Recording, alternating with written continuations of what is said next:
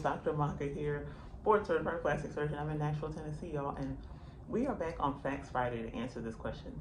Do I or do I not need to lose weight before I have plastic surgery? This is a really common question that comes up. And one thing to first talk about is the body mass index, or BMI.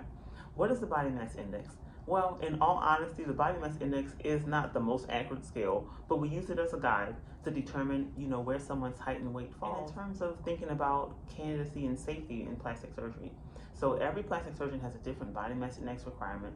Some have a requirement of 30, some 32, some 33. My body mass index requirement is actually 35.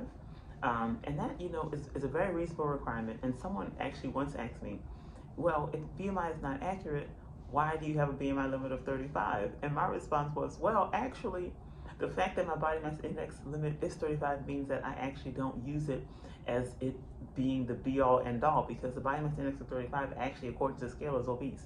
And I just don't really believe in that. And I take a lot of things into account, like hips, like thighs, like buttock, in terms of thinking about patient's candidacy. However, there are situations where I do recommend somebody lose weight before plastic surgery. Number one reason is going to be if your body mass index is over 35. I do request and require that you have a body mass index lower than 35 before your consultation. The other reason may be different reasons, right? So someone may have a body mass index under 35, and reasons I might have them lose weight are, number one, if I feel like they have some visceral fat. What is visceral fat? So visceral fat is actually fat that sits underneath your muscle. Whenever we do liposuction and tummy tucks, the fat that we can actually address is the fat that sits above the muscle. Why? Because the fat under the muscle is actually fat that cushions and supports your organs, like your liver, your spleen, your pancreas, your kidney. You do not want us doing liposuction in the visceral fat. That means we're not in the right place, and it becomes really dangerous, and that's how major and bad complications can happen. So the fat I can address is the fat that sits above the muscle layer. And because of that, if I see someone with visceral fat who I feel like they have more fat underneath the muscle, they can address that with weight loss. And the reason I'll have them lose weight is because, number one, I feel that I can just give them a better result if they can address the visceral fat, get them nice and flat and toned after their tummy tuck procedure. And so that's one reason I may have someone lose weight.